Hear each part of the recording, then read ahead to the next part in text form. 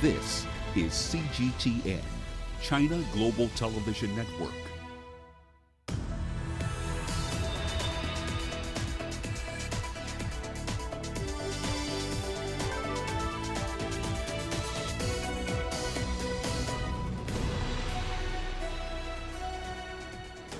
Hello there, welcome to this edition of Global Business Africa. In the course of the hour, we'll run through the business news stories you need to know about from the continent and beyond. But first, a quick update on the markets. Today was a very interesting day if you're in the pharma business. The FDA gave its approval for Pfizer's COVID-19 vaccine. The company's shares were at least 2.6% higher just after 1600 GMT, taking its year-to-date gains to around 36% so far in the year.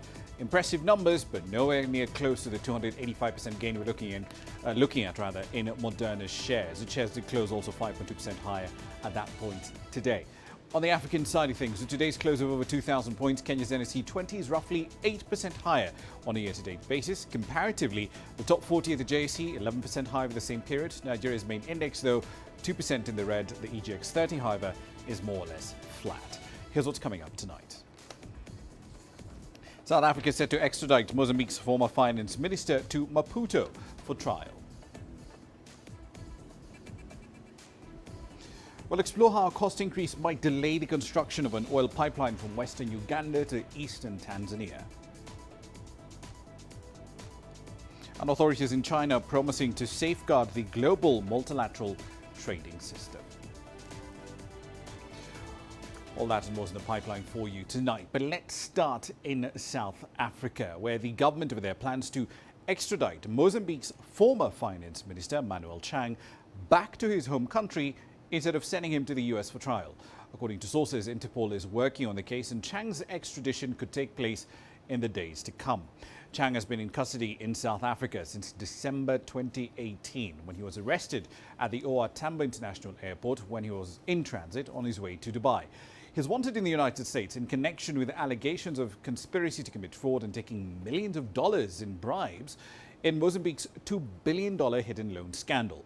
Now, this long-delayed trial of 19 others implicated in the 2013 scandal started in a Maputo court on Monday. They include Ndambi Guebuza, who's the son of the former president of Mozambique, Armando Guebuza. Angelo Coppola is in Johannesburg. He joins us now with more details on this long-running case. So, Angelo, what finally swung the decision in favor of sending Mr. Chang to Mozambique instead of sending him over to the United States? Well, Ramah, we now have positive confirmation that it is in fact a done deal, and that's a couple of hours ago. Ramah Nyang, in fact, the Justice Minister in South Africa, went to court in 2019 to stop his predecessor from extraditing Chang back to Mozambique. Nyang at that stage said that justice would probably be better served in the US than in Mozambique. But again, we're not sure why yet, because perhaps it had something to do with the fact that there was a move by Mozambique to launch an urgent motion in the South African courts in May this year to force Nyang's hand. In the end, though, it was because the immunity that Chang enjoyed as a government minister for over 5 years had come to an end. That's according to a letter from the SA Justice Ministry that was issued, like I said, about 2 hours ago. So it's all about the immunity being lifted. The SA Justice Minister now has been convinced that Chang will in fact stand trial in Mozambique on 7 charges. They range from abuse of position to violation of budget laws, fraud by deception, embezzlement, passive corruption, money laundering, and criminal association. Now we just have to wait and see how quickly that extradition process actually happens and takes place, and when the court proceedings that affect Chang directly start. Ramon? Okay, so Mozambique's president, Filipe Nyusi, commenting on this case in the past, he says that the US, in his view, was acting in bad faith because they had ignored a request for legal assistance from the US, and then the US then proceeded to indict the former finance minister themselves. Tell us more about that. Well, look, the US takes fraud and corruption that uses foreign US currency very, very seriously. They have several laws that they can use to prosecute foreigners, provided that they can extradite them. Added to which, the US has said that many US investors were also caught out in that hidden debt scandal. They lost money. They also lost money in that $2 million scam itself and the attempted cover-up by those Mozambican government officials. In fact, several officials were caught out when they were questioned by the IMF and other aid organizations and agencies. and that was broken in one of the American media at the time. Finally, and quite possibly, the US probably figured that the Mozambicans would not properly prosecute Chang, given the track record, as I said, of government officials in the alleged bribe taking and attempted cover-up. So that's probably the reason for that bit of issue between the US and Mozambique, Ramah. All right, so let's step back away from just the legal case itself. Is there some sort of quid pro quo deal at play here? Because Mozambique has spent a really long time refusing to let SADC troops in to help it deal with the insurgency that it clearly couldn't deal with by itself in Cabo Delgado for a long while. It accepted help from Rwanda instead earlier in the year.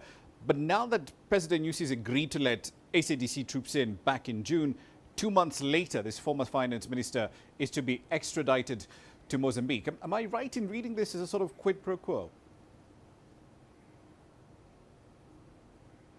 Well, an analyst that writes for a reputable online publication seems to think so as well. And he may be onto something there, and so might you be, because the coincidence seems implausible.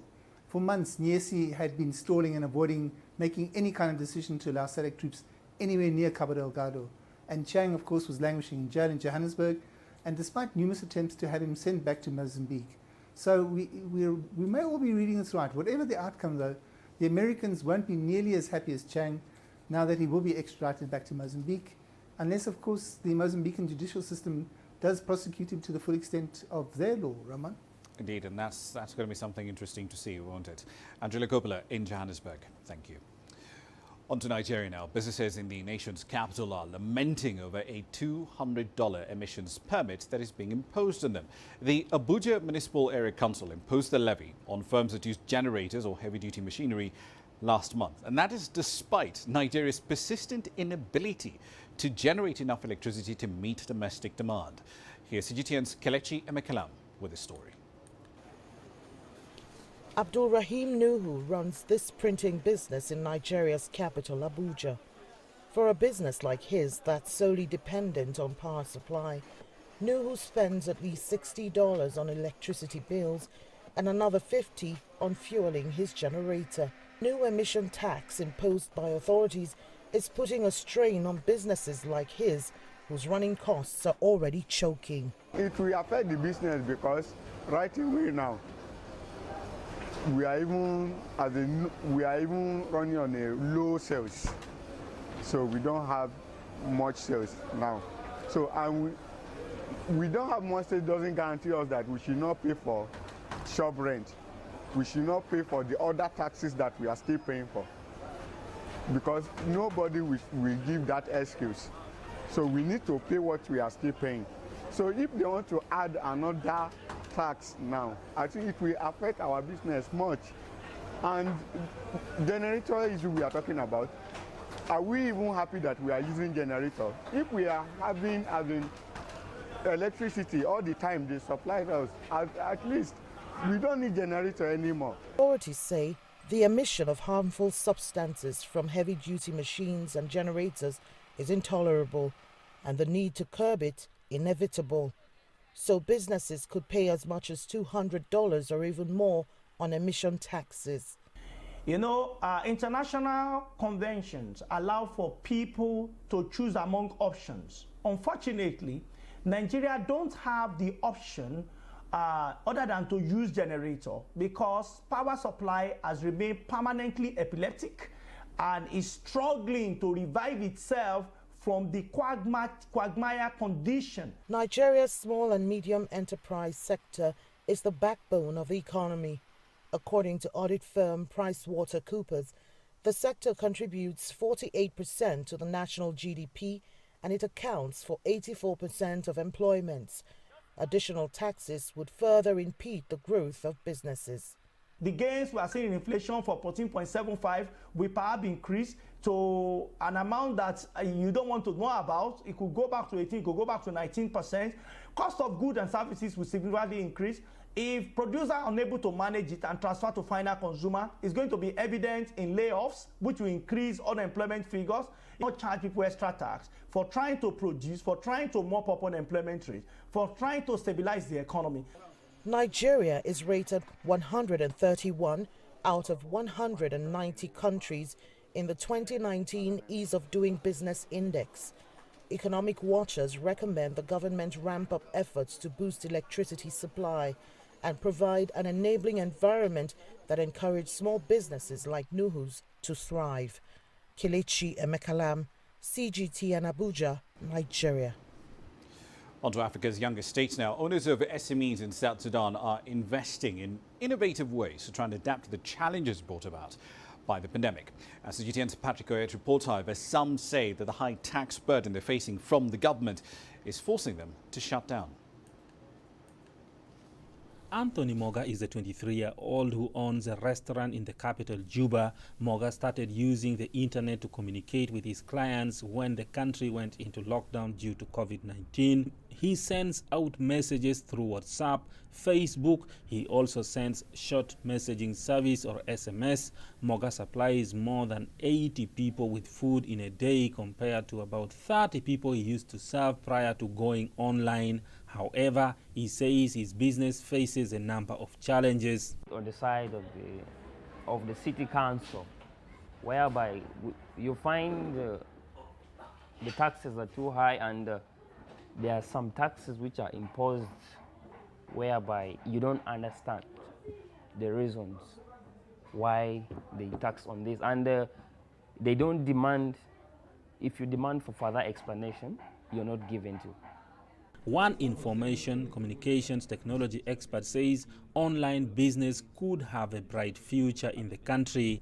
One of the things that will need to be available for online businesses to prosper in South Sudan is access to capital, giving youth the tools that they need to make sure that these businesses work. Another challenge for many here is that the internet infrastructure is still very poor. Some experts say only 10% of South Sudan's population has access to internet. The government says it is working to connect the entire country with mobile networks, and that would also connect the larger population to the internet. South Sudan's capital, Juba, is not yet properly demarcated. When it rains, some of the roads within the city become impassable, making it difficult to locate clients for online businesses. Patrick Oyet, CGTN, Juba, South Sudan.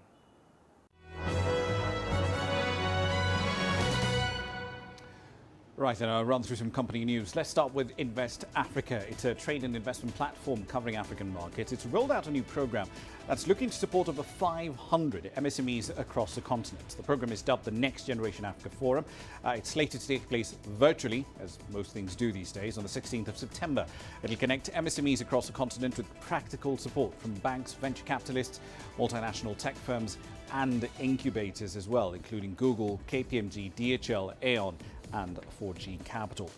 Highland Investments, Africa's largest outdoor cannabis growing facility, it's wrapped up a record-breaking export deal.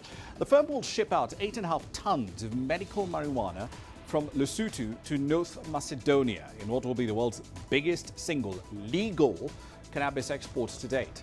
The landmark sale follows the previously successful shipment of about 180 or so kilograms of THC flower exported to Europe back in April.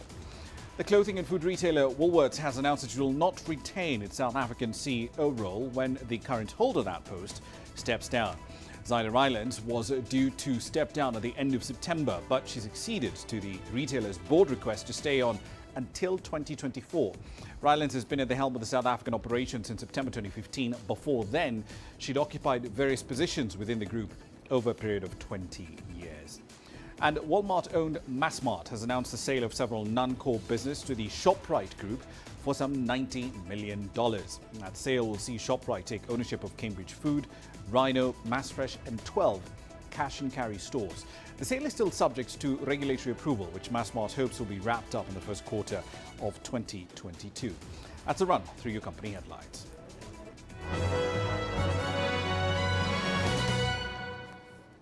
You're watching Global Business Africa. Time for a short break. Here's what's on the other side.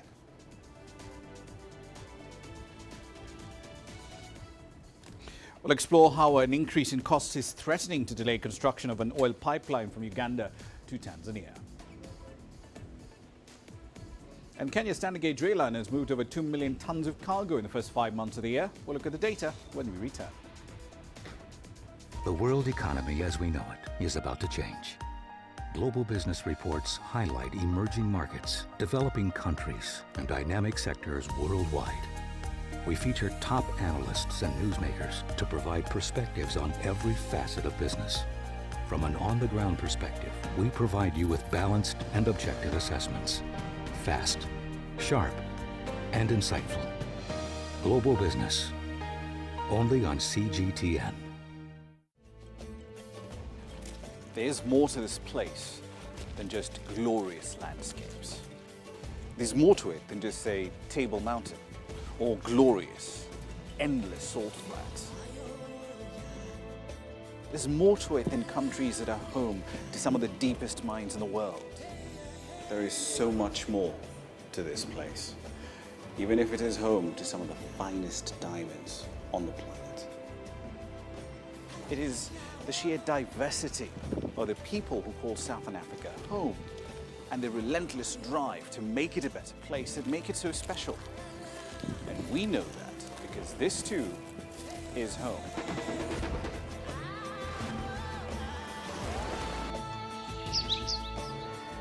No one knows Southern Africa like we do. CGTN, see the difference.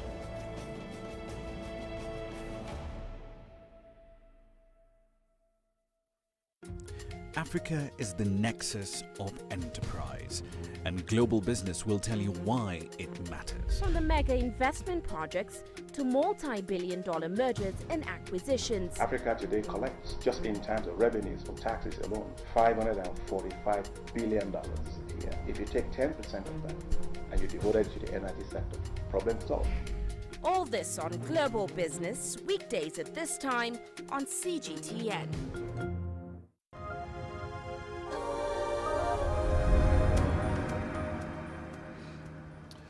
Welcome back to the program. You're watching Global Business Africa.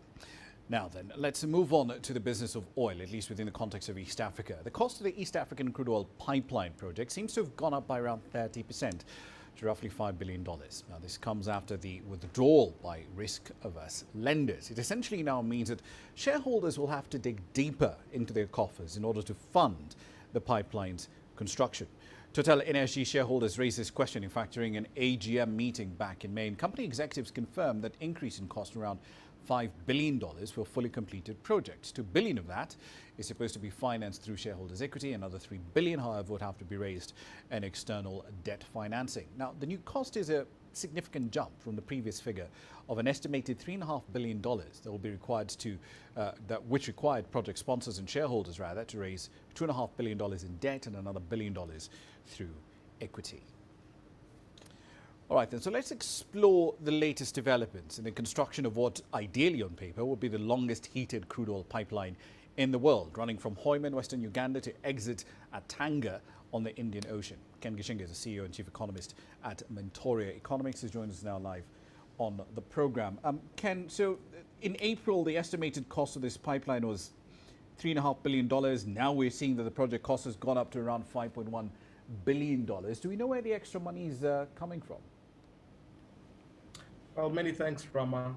Indeed, this is a project that President Museveni had said will propel Uganda to become a middle-income country. But that said, what is emerging is this 1,440-kilometer pipeline is turning out to be an investment risk, an environmental hazard, and just a lot of financiers appear to be walking out of it. So I think that lack of project sponsors means they might have to get sufficiently more liquidity domestically. Is it, given the area you operate in, within the bounds of corporate finance, is this essentially one of those, for lack of a better word, is this a stranded asset now? Is this something that individuals with private capital are willing to put money into? Well, it's interesting you use that phrase because in corporate finance circles, that's what this project is turning out to be. Not only is the oil prices fluctuating, but also the world appears to be moving away from oil. You know, there's a significant investments in renewable energy. So I think no matter how you look at the mathematics, it's still not adding up. But then you add up all those environmental costs that come up when you displace 14,000 households, And most companies, most commercial banks saying this just doesn't add up to their climate objectives. Not to mention all the legal risk that comes into potential litigation. So let's get back to something you mentioned, because it looks increasingly likely that most of the large commercial banks that could provide this kind of debt financing, they're not willing to do it. But can Uganda and Tanzania take on that $5 billion debt on their public balance sheets? Well, if this was 2 years ago, you could have said maybe, but what COVID has done to public sector budgets has been disastrous, where governments are not able to raise sufficient revenue to be able to finance the existing debt. So I think any form of trying to extend these external commitments, I think will be frowned upon, and will not be easy to be able to get them. Okay, so one last question for you, Ken. So because Total's estimating that between I believe it's 200 wells are going to drill for oil, another 200 for water injection, plus the pipeline, the gas-fed power plants, they're assuming that this whole thing is going to produce around 1 million tons of CO2. So if they say, hang on, we can probably offset some of these emissions, might that make this project more investable? Well, as I said, in terms of really where they plan to export this oil, some of those destinations are moving away from fossil fuels. And a lot of the international financiers, for example, the UK Export Finance, are not willing to finance any fossil fuel projects. But I think the broader picture will really be around how does these countries move forward in terms of a project that has a significant negative backlash, and really the case for it, in as much as they say it'll create 10,000 jobs, the fact that it's going to displace 14,000 households seems almost to be a zero-sum game. Indeed. We'll have to leave it there for the time being. Ken Gishinga from Metoria Economics, thank you very much for your time this evening. Now, we're still in East Africa. Kenya Standard Gauge Rail Line moved over 2 million tons of cargo the first 5 months of 2021. It's an increase of about 45% compared to the same period a year earlier. According to data released by the Kenya Railways Corporation, that rise in cargo volumes saw an increase in revenue generated during the months to roughly $57 or so million. That's up from the 41.4 million generated between January and May 2020. Kenya reported its first case of COVID back in March, and it imposed restrictions on movement soon thereafter. Now, the number of passengers using the train during the first 5 months of 2021 also nearly doubled amidst the COVID-19 pandemic. Over 600,000 passengers were ferried between the capital city of Nairobi and the coastal city of Mombasa during the period. That's up from 330,000 in 2020, in the very early stages of the pandemic. South Africa's published new electricity regulations that effectively allow private and industrial users to generate their own power. Now, these long-awaited regulations effectively liberalize the energy market. It also means that the state electricity utility, Eskom, is essentially having its monopoly being chipped away bit by bit. Here's CGTN's Samir Naidu with the details. Large industries are expected to line up for self-generation. The new regulations allows businesses and private users to generate up to 100 megawatts of power. I think it's going to make a huge difference. I mean, it's a factor of 100 times higher than what it was before. And it's hoped that this will really unlock a significant amount of investment by the private sector. For years, state-owned electricity utility Eskom has been the only major power provider in the country. Other generators were only allowed to generate 1 megawatt of power under a licensing exemption threshold. It's good. It allows companies to do a couple of things. Firstly, to get a bit of resilience in terms of the electricity supply to ensure that they have stability by generating their own. And secondly, it allows companies to be able to use more renewables. Electricity prices in South Africa have risen over 300% in the last decade. Eskom is granted tariff increases every year. Most of this money goes towards building new power plants and maintaining old infrastructure. The utility has also been plagued by years of corruption, and taxpayers have had to bear the brunt of higher prices and erratic power supply. Big businesses that need a stable electricity supply have been investing in their own power generation, but were stifled by regulations that allowed only minimal use. To date, we've got about 35 stores that we've installed solar systems on. And then also we've signed up a contract with an energy provider that will install utility scale plants to generate more than 100 megawatts of renewable electricity.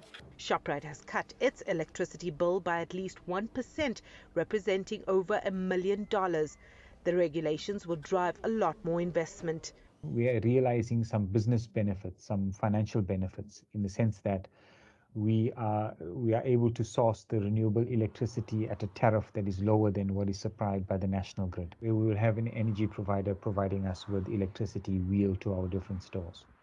And that will represent about 25% of our electricity that we use, and will start in the next 5 to 7 years. It will take time though, but experts are pleased that the market has been opened. There's a whole lot of processes by NERSA that are going to have to be really streamlined in order to cater for the volume of application. At the moment, the registration process and the licensing process is very cumbersome. While this is good news for private users, Eskom is likely to suffer a drop in sales.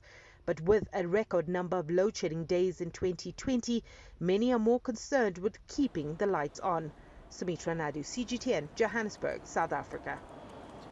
On to Nigeria. President Muhammadu Buhari has approved the review of 368 reserves for grazing across 25 states in the country. He gave the approval in the wake of recommendations of a committee headed by his Chief of Staff, Ibrahim Gambari. Tessa Makende has the details from Jos.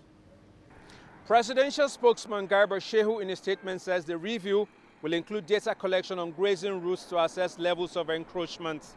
The data is to be collated from states and the status of the grazing rights confirmed.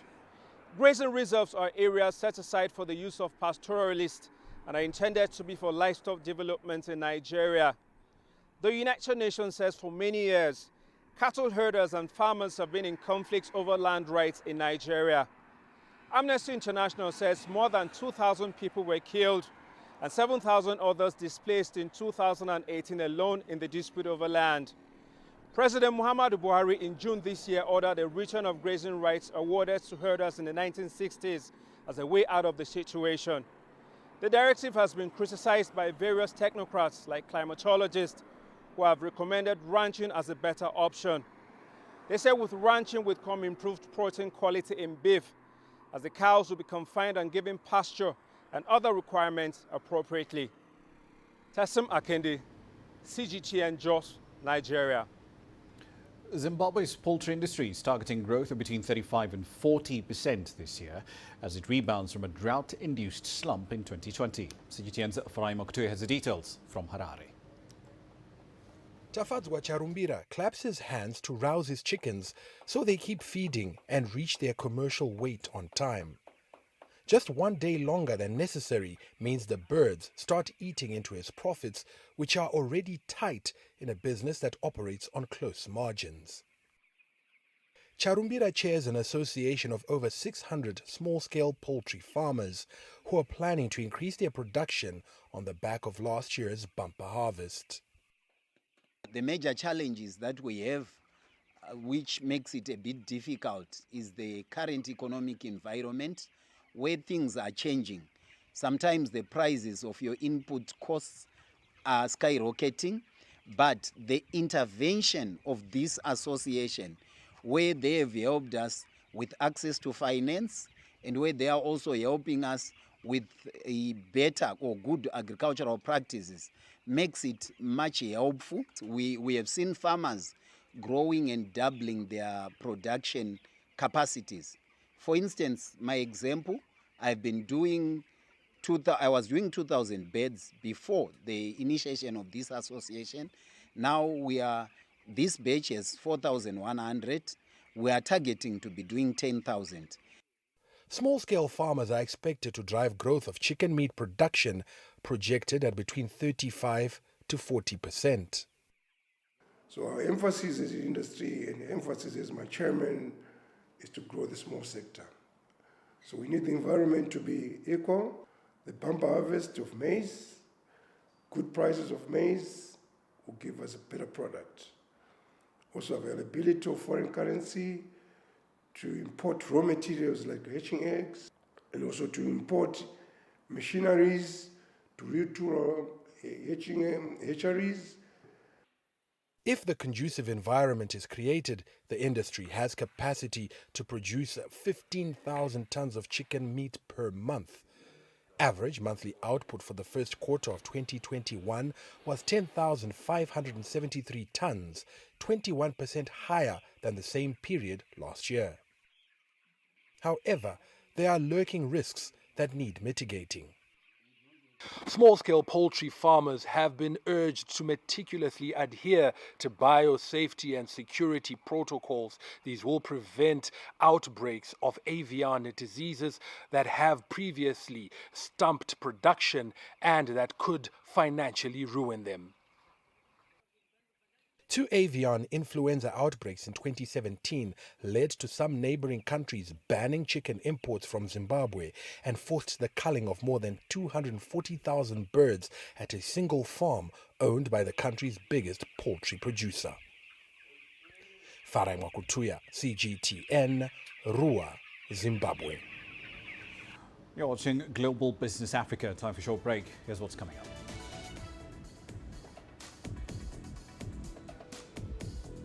Authorities in Beijing are promising to safeguard the global multilateral trading system.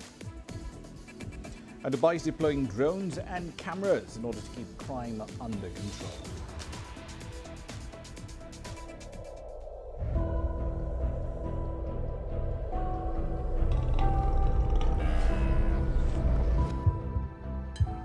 It's just taken me completely out of my depth, but at the same time it's exciting. It's new, it's different, it's a challenge. It's really exciting.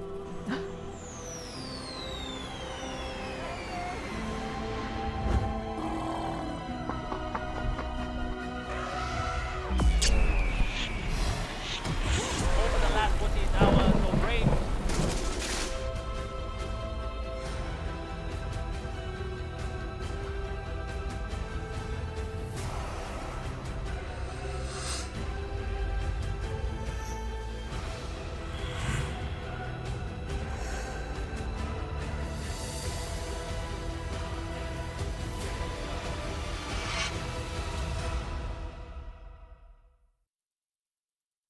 Business in Africa is at a crossroads. We celebrate those who are adopting and thriving despite the challenges, from grassroots to big businesses. Global Business takes you along for the ride as we track the making of a giant. Only on CGTN.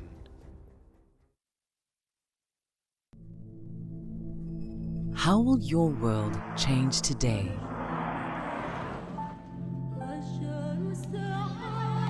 What happens here? What happens there?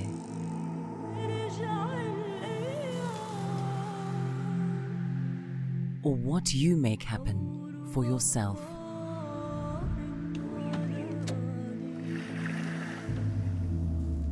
If it matters to you, it matters to us too.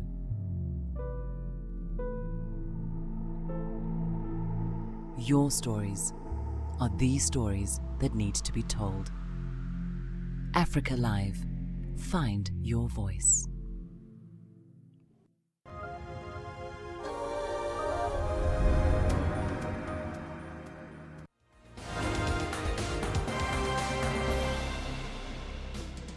Welcome back. Let's run through some of the stories making your headlines at this hour. Starting in Ethiopia, the US government is asking Tigrayan forces to withdraw from the Amhara and Afar regions and to sit down with the federal government in Addis Ababa for negotiations. Samantha Power, who's the administrator of USAID and also former US ambassador to the UN, said the continued assault by the TPLF is causing more suffering to the people of Ethiopia.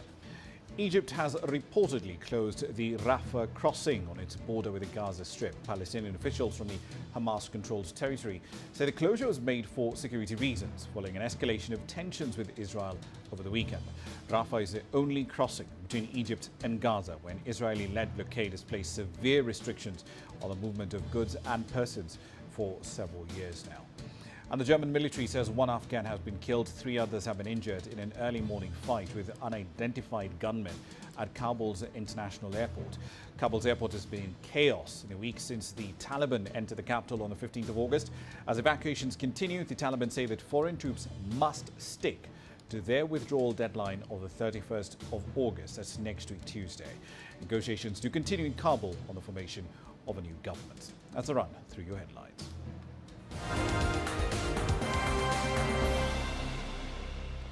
China's Commerce Ministry has taken measures aimed at boosting domestic consumption, but also the economy's ability to safeguard the international multilateral trading system.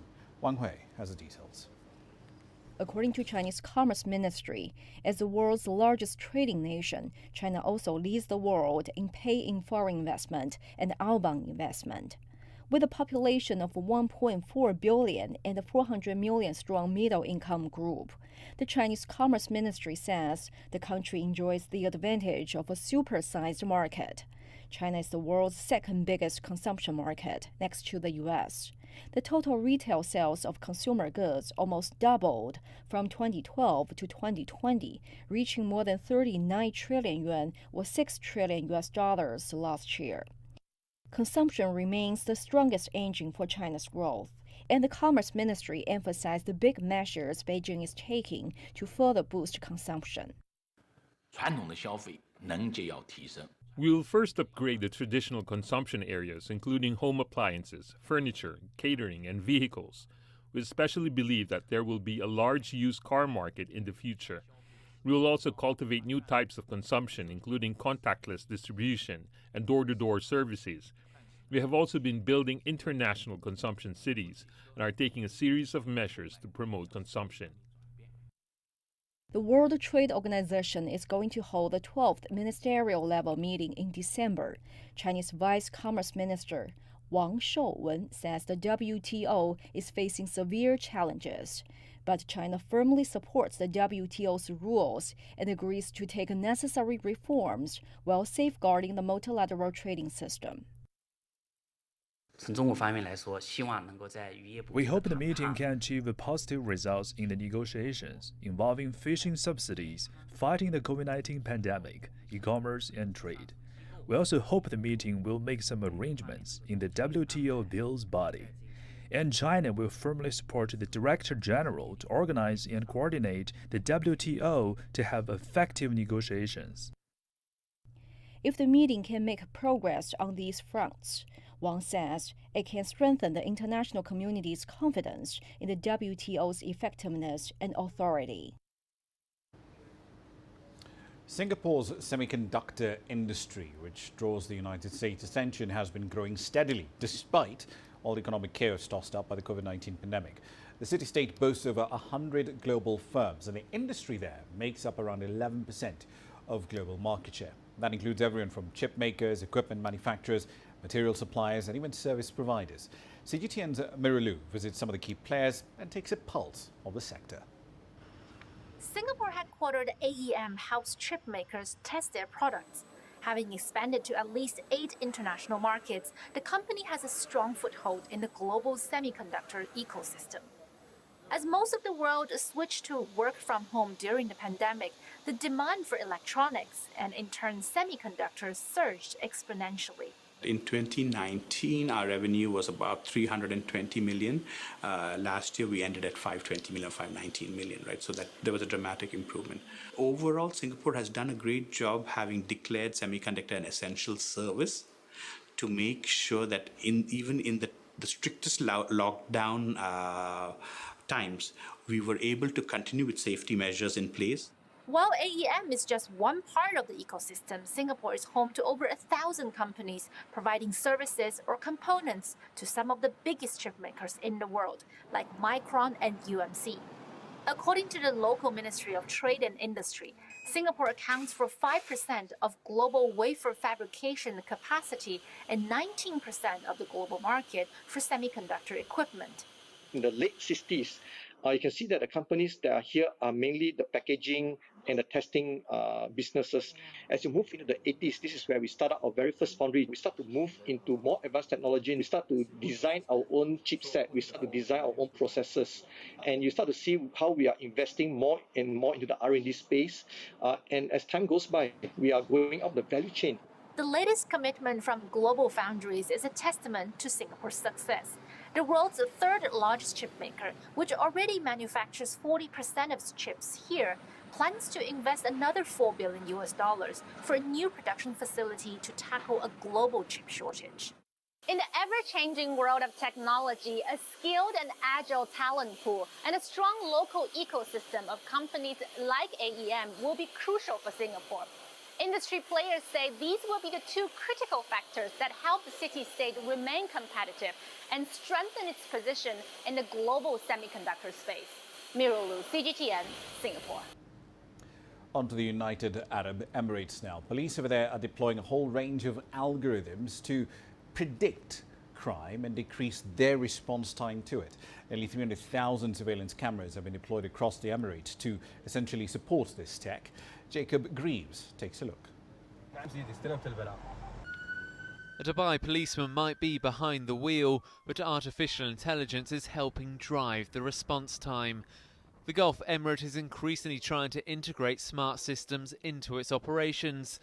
It's all being coordinated here at the Command and Control headquarters, with the goal of reducing the time it takes for emergency services to get to an incident. The interactive map is a smart program that analyzes results and allocates resources based on data stored, as well as locating the hotspots for patrols in order for patrol cars to be able to concentrate on these hotspots and patrol them in a better way. Here at the Command and Control Centre, Dubai Police have around 300,000 cameras at their disposal, all for a population of just over 3 million people. This all integrated with smart systems such as cameras utilising artificial intelligence. The police shows video of some of it in action, including drones equipped with facial recognition technology. They say their AI programme is part of making Dubai one of the safest cities in the world. But the UAE's human rights record has previously been called into question, and increased surveillance could raise further concerns. That said, similar technology is used by other police forces around the world, and in Dubai the hope is that rather than just respond to crime, they'll now be able to predict it. Food now is made through AI. Cars are now driving by itself, of course, the Tesla. So it's not that hard. It's not that hard. How did we find the idea?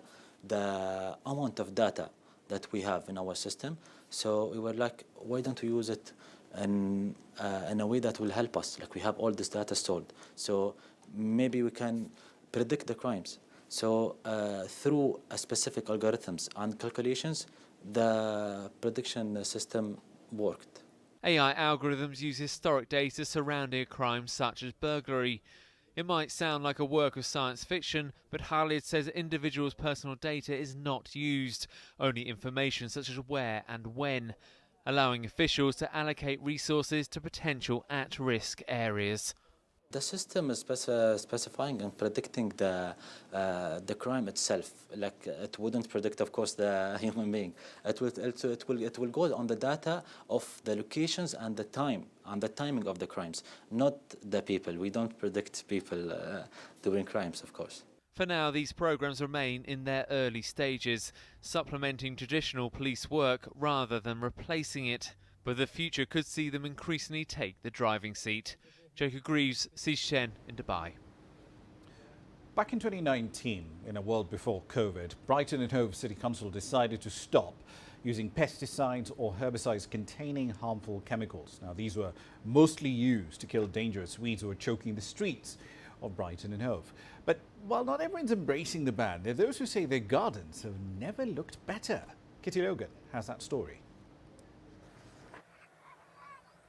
This garden may seem overgrown, but it hides a rich harvest. We've got leeks, we've got sweet corn, we've got Jerusalem artichokes. All grown organically. Gorgeous, tender runner beans, all pesticide-free. This carefully cultivated plot is also a haven for bees. But in his latest book, Professor Dave Goulson describes a devastating insect decline. Now he wants an urban pesticide ban to help protect them. There's clear evidence that pesticides are one of the big drivers of the collapse of insect populations, which are vitally important creatures. They pollinate our flowers and our crops. They perform all sorts of other really important ecological services. Commonly used pesticides are poisonous to insects, harming bees and other wildlife which are already in crisis, tipping the delicate balance of biodiversity. If insects die, birds are left without food. And so, the Royal Society for the Protection of Birds is joining the call for better pesticide control. Some of the birds that we find in gardens in the UK are actually declining quite rapidly, like sparrows and starlings. So it's really important that we take the opportunity to make those spaces as friendly to wildlife as possible. Private pesticide use is widespread in the UK. Many want tidy gardens, spraying to kill weeds. But environmentalists say the cumulative use of pesticides causes uncalculated damage. Local authorities are major pesticide users too, spraying public areas on a large scale.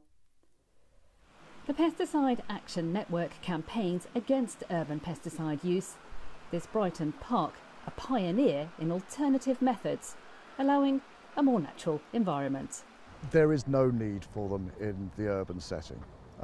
We need to help urban biodiversity. We need to protect the health and well-being of the citizens that live, work and play in our towns. Children are also vulnerable to exposure to toxins in pesticides. Here, they can play safely. Authorities here in Brighton have already agreed to stop the use of pesticides in public spaces, and the differences in this park are already evident. Now, campaigners want to see this pesticide-free policy pushed nationwide. Brighton is among 70 local authorities pledging not to use pesticides, creating a less toxic environment, allowing grass to mingle with weeds. Campaigners argue an untidy garden is better for the environment and that pesticides aren't needed at all. There's a whole army of beneficial insects, predators of insect pests that in a healthy garden will come to your rescue and get rid of all the pests for you. You really don't need to spray pesticides in your garden. And the proof is in this greenhouse. With nature allowed to take its course, this crop is even healthier. Kitty Logan, CGTN, Sussex. A group of children in Venezuela spending the summer holidays having fun, but also preparing for some pretty serious careers. They're working on improving their skills in science, tech, engineering and math, all while they're playing at summer camp. Marie-Trini Mena reports from Caracas. They are on a school break, but they're still learning and having fun. At this camp in Venezuela's capital, children are learning how to fly a drone, and they're unlocking the mysteries of technology. The reality is that technology should not be kept away from children. It is a matter of showing them what else they can do with technology besides playing different apps or video games. TechniKids began in Guatemala more than 20 years ago. Now, it's offering a hands-on technology camp to Venezuelan children. 11-year-old Matthew Donovan is building a car, and he says he's learning to think like an engineer. When I grow up, I want to be an engineer, and engineers must have knowledge about robotics and programming. The technology camp is also teaching Matthew critical thinking and coordination. His mother says he's also learning to make goals for himself. The holiday camp is pushing him to say, this is what I want. I'm interested in the technology area and programming and to develop it. Campers from ages 3 to 18 get the chance to participate. Online classes are also available for those who want to learn without leaving home. One of the main goals at this camp is to make learning the STEM subjects of science, technology, engineering, and math fun, raising the curiosity in children and feeding their desire to explore. It may seem that 7-year-old Emmanuel is just playing with educational robot Photon, but at the same time, he's learning how to program it to move across the room. With this app, you can drive the robot. And with this part here, you can program Photon. It's so much fun. Counselors at this camp say they're helping to groom a new generation of Venezuelan innovators, preparing them for the challenges ahead when they move from the games of children to the careers of adults. Marita Nimena, CGTN, Caracas. All right, then a quick update on commodities. Some fairly broad gains pretty much across the board at the start of the week. Brent crude up over 3% at one point. Platinum nearly 2.25% higher. That precious metal, in fact, hasn't had the best of runs in 2021. On a year-to-date basis, it's down at least 5%. South African platinum mining firms, though, they had a fairly decent outing today. Pala, Northern Platinum, over 7% higher. Amplat at 6.5% higher. Sibanye-Stillwater was over 5.4% higher. Here's what's coming up next.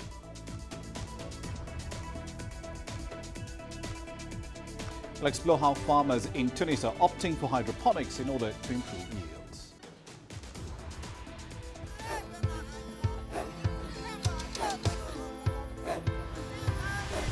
Africa is a continent of diversity, with varied climates and enchanting geography, and a people so distinct, but with a shared enduring spirit. We are at the heart of the continent to bring you the untold stories. Let's have a look. We celebrate Africa as it shapes its own destiny. Tunis, Cairo, Juba, Johannesburg, Ethiopia, Tanzania. Africa Live. Find your voice.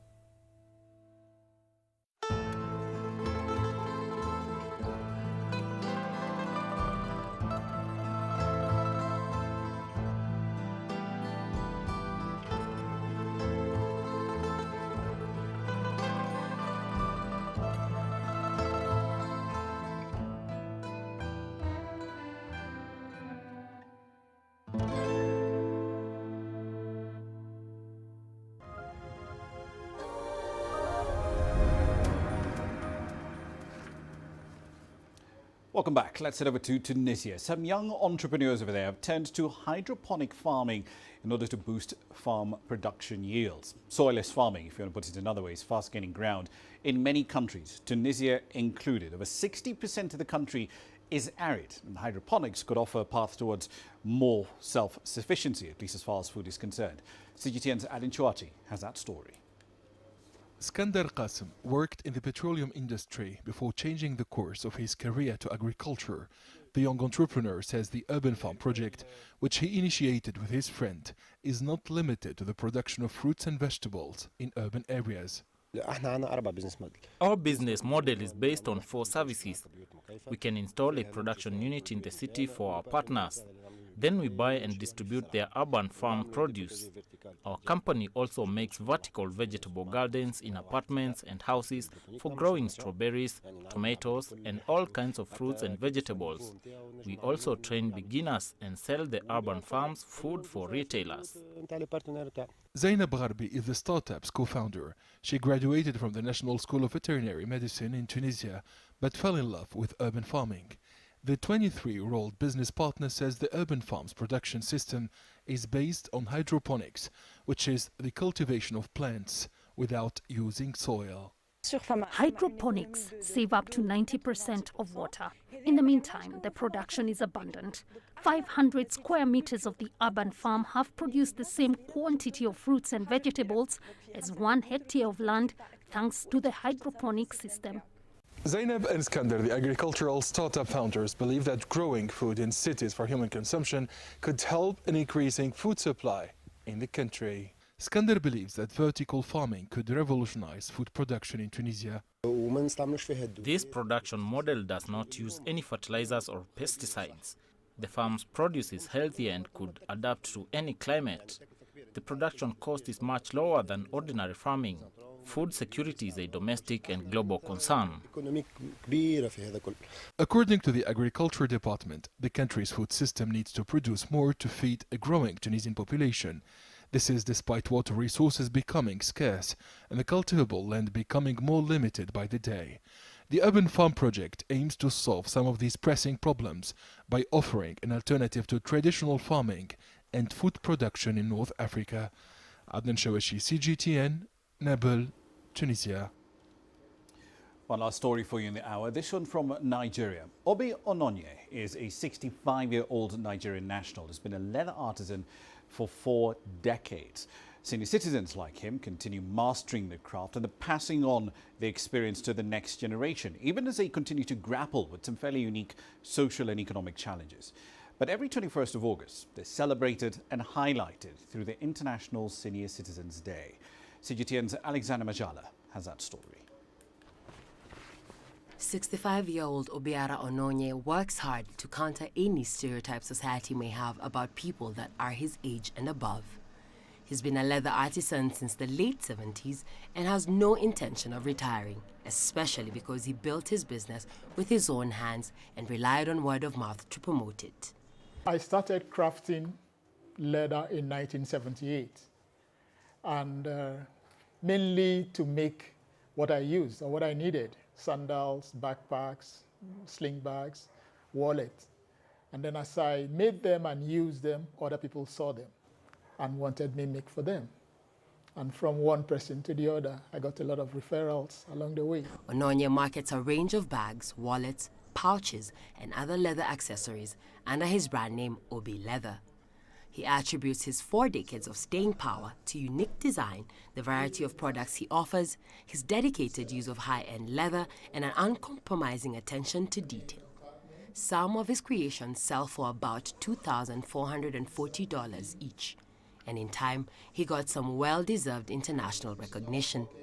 His luxury leather bags can be found on shelves in high-end stores across Nigeria, South America, and Europe. As the world celebrates and discusses issues affecting its senior citizens on August 21st, Ononye is encouraging both the young and elderly in Africa's most populous country not to ignore the economic opportunities and personal fulfillment that artisanal professions can provide. Craft is like something most people fall back on. Maybe they would either want to learn it because they lost their job and they feel they could just make do with leather work. And for me, it's giving me the opportunity to do really what I've always wanted to do, which is like teaching. World Bank data indicates that senior citizens like Ononye only account for 2.7% of Nigeria's 200 million people. The current president, Muhammadu Buhari, is 78. The unique challenges of people over 65 are arguably considerable, especially during the economic recessions and the ongoing coronavirus pandemic. In June, the Nigerian government inaugurated a governing board for the National Senior Citizens Center, following Buhari's signing of the National Senior Citizens Act, which directs that the elderly should be catered for through community-based systems. But Nigeria's population continues to climb relatively quickly, and the country has struggled through the years to honor its pension commitments. Ononye's strategy for enjoying this stage of his life is to stay in the moment and keep mastering his craft. Alexandria Majala for CGTN. Quick run through the currencies as we wrap up the program. So ahead of the formal handover of power tomorrow from Edgar Lungu to Hakainde Hichilema, Zambia's currency does continue to post gains against the American dollar. At 16.78, it's actually gone up around 20% against the greenback so far this year. On the wider front, the largest allocation of SDR, some $650 billion worth, came into effect today. These are being distributed in line with the country's quotas at the IMF. So low-income economies are getting roughly $21 billion, which is around 3% of the total. But the IMF nonetheless is encouraging what they're describing as a voluntary channeling of some of these SDRs from countries with strong external positions to the countries most in need. That's it for this edition of Global Business Africa. As always, we'd like to hear your thoughts on the content you've seen on the program in the last hour. There are many ways to get your thoughts back to us, all of them on your screens right now. I'm Ramah Nyang in the Kenyan capital, Nairobi. Thank you for your company in the last hour. The World Today is up next from Washington, D.C.